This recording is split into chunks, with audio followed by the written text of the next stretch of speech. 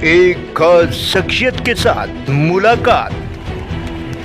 देखिए जयदेव पटेल के साथ नंबर 1 इंडिया न्यूज पर रोजाना रात 9 बजे। नमस्कार व्यूअर्स, मैं जयदेव पटेल और आप देख रहे हैं नंबर 1 इंडिया न्यूज। आपका एक बार फिर स्वागत है एक खास शख्सियत के साथ मुलाकात प्रोग्राम में। आज हम बात करेंगे अमेरिका द्वारा भारतीय उत्पादों पर 25% टैरिफ जो लगाया गया था वो आज से लागू हो गया है। ऐसे में कल जो नया ऐलान किया गया अतिरिक्त 25% टैरिफ का, आखिर टोटल जो टैरिफ होगा अब भारतीय जो उत्पाद है उसके ऊपर 50%।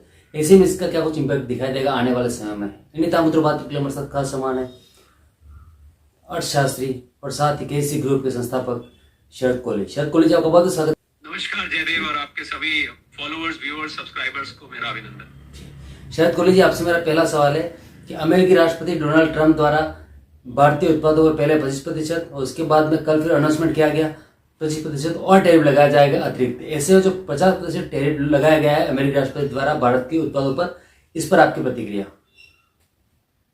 देखिए, मुझे लगता है कि अमेरिका का आत्मघाती कदम है। पहली बात तो ये, क्योंकि टैरिफ हमें समझना होगा कि जो सामान वहां जाता है उसके ऊपर कस्टम ड्यूटी, हम यहाँ भारत में उसको कस्टम ड्यूटी कहते हैं, वहां पर उसको टैरिफ कहते हैं। तो जो भारत का सामान वहां जाएगा उस पर कस्टम ड्यूटी लगेगी, तो अमेरिकी सरकार को उससे रेवेन्यू तो आएगा, पर अमेरिकी जनता के हाथ में वो सामान महंगा पहुंचेगा। क्योंकि या तो अमेरिका खुद बनाना शुरू कर दे, सब चीज की फैक्ट्री लगा ले वहां पर रातों रात, और ऐसा हो नहीं सकता क्योंकि अमेरिका में कॉस्ट ऑफ मैन्युफैक्चरिंग बहुत ज्यादा है। 1 एकड़ जमीन वहां लगभग 1.5 से 2 करोड़ की आती है। एवरेज अमेरिका का मैं ले रहा हूँ। $40 प्रति घंटा वहां पर स्किल्ड लेबर की कॉस्ट है। तो इतना आसान नहीं है अमेरिका में फैक्ट्री लगाना जो प्रेसिडेंट ट्रंप चाहते हैं, वो इतना सरल नहीं है। तो वहां पर महंगाई बढ़ेगी। तो इसलिए मैं इसको आत्मघाती मानता हूं, सेल्फ डिस्ट्रक्टिव, के इनको खुद को ज्यादा नुकसान होगा। अब जहां तक भारत का है बात है, 86-87 बिलियन डॉलर का हम टोटल वहां पर एक्सपोर्ट करते हैं। करीब 40-45 बिलियन के डॉलर के बीच में हम इंपोर्ट करते हैं। कुल मिला के बायलैटरल ट्रेड 130 बिलियन डॉलर का है। अब ऐसा माना जा रहा है, हालांकि ट्रंप साहब के मूड बहुत बदलते हैं। मैंने एक नया नाम दिया है, ट्रंप मूड इंडेक्स, TMI। पता नहीं क्या मूड हो और क्या लगाए, पर एक अनुमान के हिसाब से फार्मास्यूटिकल्स और सेमीकंडक्टर पे अभी तक ये है कि अभी तक शायद इस पे टैरिफ नहीं लगेगा। तो अगर नहीं लगता है तो लगभग एक कैलकुलेशन कहती है कि 45 से 50 बिलियन डॉलर इस 86 में से उस पर टैरिफ नहीं लगेगा, पर बाकी के सामान पर टैरिफ लगेगा। तो बाकी के सामान में क्या चीजें आती है, मैं आपके दर्शकों को, फॉलोअर्स, व्यूअर्स, सब्सक्राइबर्स को बता देता हूँ।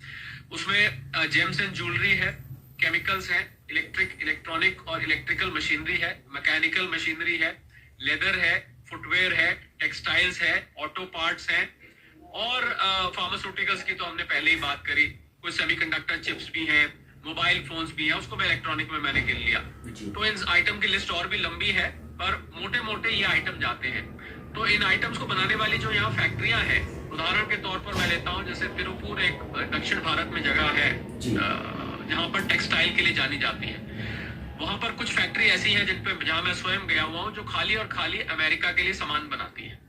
तो लाजमी बात है उन फैक्ट्री पे फर्क पड़ेगा, क्योंकि जब भारत का सामान वहां पहुंचेगा, और ये देखते हुए कि उन्होंने बांग्लादेश, वियतनाम, चाइना, इंडोनेशिया पर हमसे कम टैरिफ रखा है, भारत का 50% तो ब्राजील जितना पहुंच गया है, तो नेचुरली उनका सामान सस्ता हो जाएगा, तो यहाँ से सामान जाने में दिक्कत हो जाएगी। अभी तक 25 तक तो हम फिर भी झेल लेते, पर अब ये 50 झेलना मुझे लग रहा है और कठिन हो जाने वाला है।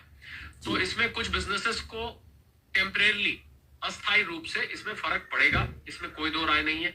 एक अनुमान ये भी कहता है कि 0.2 से 0.3 तक हमारी GDP भी नीचे जा सकती है, क्योंकि 50 बिलियन डॉलर अच्छी खासी अमाउंट होती है, और 1 बिलियन डॉलर में लगभग 8,600 करोड़ रुपए होते हैं।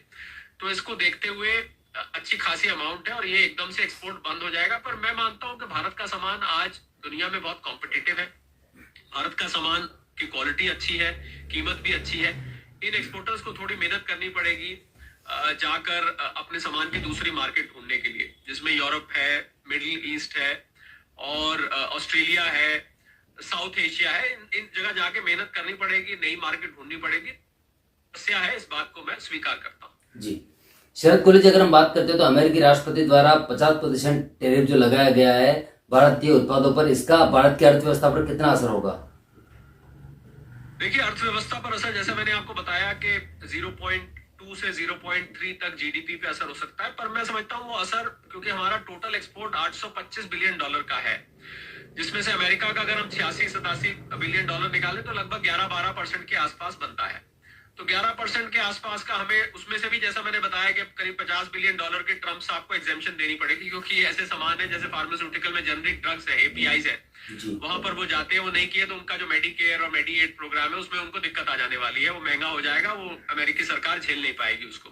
तो अपनी सहूलियत के हिसाब से एग्जेम्पशन दे देते हैं। और इसमें ध्यान देने वाली बात यह है, शायद आपके नंबर 1 इंडिया न्यूज चैनल के लोगों को ये जानकारी नहीं होगी कि उन्होंने भारत पर यह तोहमत लगाई कि आप रशिया से ऑयल ले रहे हैं, आप रशिया से डिफेंस इक्विपमेंट ले रहे हैं, तो आप यूक्रेन के वॉर को आप फंड कर रहे हैं, आप अप्रत्यक्ष रूप से यूक्रेन में जो मौतें हो रही हैं उसके लिए जिम्मेवार है, आप रशिया की वॉर मशीन को फंड करें। दुनिया भर की बातें ट्रम्प साहब बोलते रहते हैं, और वो ये इस बात को भूल गए कि अमेरिका खुद ही $3 बिलियन का 2024 में अमेरिका ने इंपोर्ट किया है, जिसमें यूरेनियम, हेक्सोफ्लोराइड है, पैलेडियम है, फर्टिलाइजर्स है, और उसमें मेटल्स भी हैं, जेम्स भी हैं, बहुत लंबी लिस्ट है जो अमेरिका ने $3 बिलियन यानी करीब 25,000 करोड़ रुपए का अमेरिका ने 2024 में खुद इंपोर्ट किया है। जब ट्रम्प साहब से पूछा गया कि भाई आपने भारत पे तो सिंगल आउट कर दिया, आपका तो अपना ही देश ले रहा है, कहते अच्छा मुझे पता ही नहीं था इस बात का, बड़ी हैरानी की बात है। उनके जो साथी हैं नेटो में, ईयू में, स्पेन है, जर्मनी है, बेल्जियम है, ये देश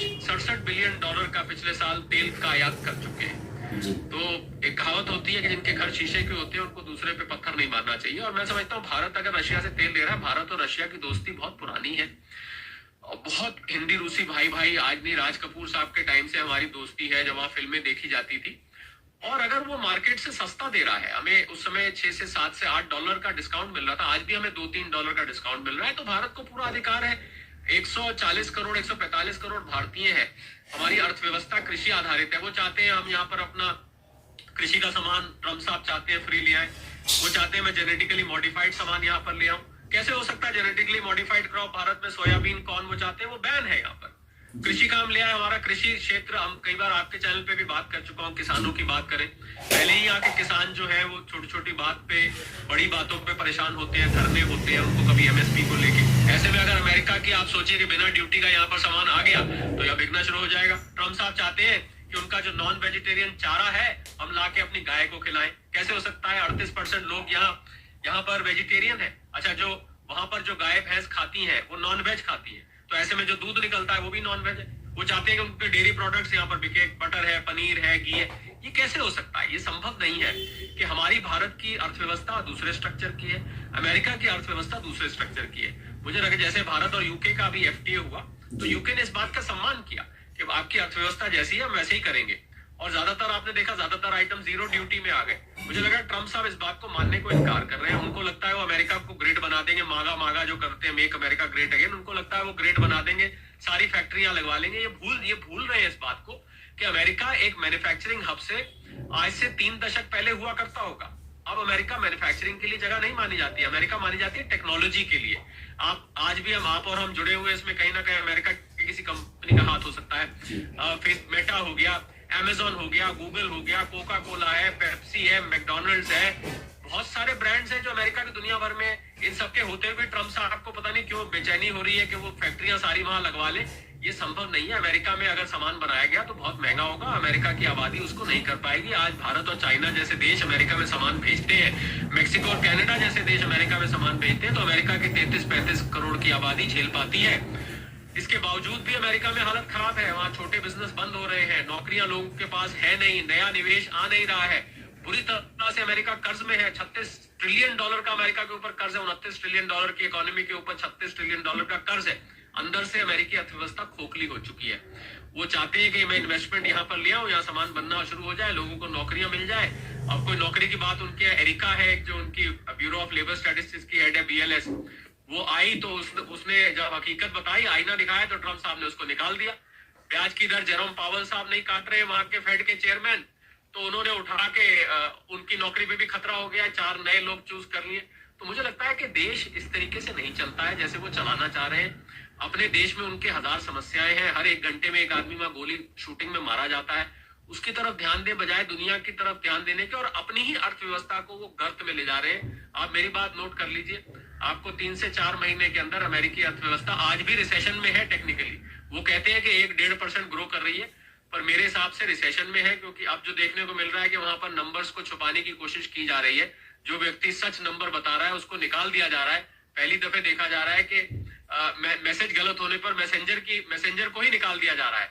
तो ऐसा होता नहीं है। मुझे लग रहा है जितनी जल्दी ट्रम्प साहब को समझ में आ जाए उतना अच्छा है, वरना भारत को तो जो नुकसान होगा 25 से 50 किया है वो होगा। हम अपनी मार्केट ढूंढ लेंगे, ऐसी बात नहीं है। हम खाली America end of the world नहीं है, अमेरिका सारी दुनिया नहीं है, पर अमेरिका को जो नुकसान होगा उसको वो कैसे बचा पाएंगे ये उनको सोचना होगा। जी शरद कोहली जी, आपसे मेरा एक आखिरी सवाल है कि अमेरिकी राष्ट्रपति डोनाल्ड ट्रंप द्वारा जिस प्रकार से 50% के टैरिफ का जो ऐलान हुआ उसके बाद कि इनकी विपक्ष हमलावर है, विपक्ष का कहना है भारत सरकार की विदेश नीति उसका फेलियर है।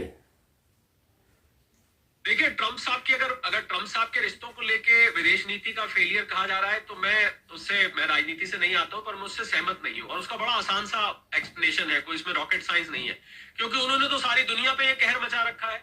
जैसे पहले स्कूल में रिजल्ट आया करता था, आप भी पढ़ते थे जयदेव, तो एक बाहर बोर्ड लग जाता था कॉलेज के बाहर, उसमें सबकी परसेंटेज लिखी होती थी। मुझे लगता है रिजल्ट आता था तो भीड़ लग जाती थी उस बोर्ड के आसपास, अरे तुम्हारे कितने हैं, मेरे 80, 85, 70, 65। ऐसे उन्होंने एक पर्चा लगा दिया बाहर, हर देश के ऊपर परसेंटेज। रूले का गेम होता है ना, नीडल सुई आके कहाँ रुकेगी, इस नंबर आपका आ गया।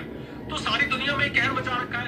अगर हमारी नीति ठीक नहीं है तो पूरी दुनिया की नीति ठीक नहीं है। उन्होंने तो सीरिया पे छोड़, स्विट्जरलैंड पे देख लीजिए, ब्राजील पे देख लीजिए, कितने देशों पे लगाया, मेरे पास बहुत लंबी लिस्ट है। तो फिर तो उन सब देशों में जाके हमारे विपक्ष को बोलना चाहिए कि आपकी विदेश नीति तो ठीक नहीं है साहब। तो या तो सारी दुनिया की विदेश नीति ठीक नहीं है या ट्रम्प साहब में कोई प्रॉब्लम है। ये मुझे लगता है विपक्ष को समझना होगा कि विदेश नीति में कोई नहीं है, बल्कि हमारी विदेश नीति अब अच्छी है। यही अगर पहले वाला भारत होता तो हाथ जोड़ के खड़ा हो जाता, सर जैसे आप कहे ठीक है, जैसे आप कहे, जो आप कहे आप लाइए, यहाँ पर जो मर्जी बेचिए। ये नया भारत है, इसको अपनी बात रखनी आती है। हमारी संप्रभुता पर हमें फक्र है।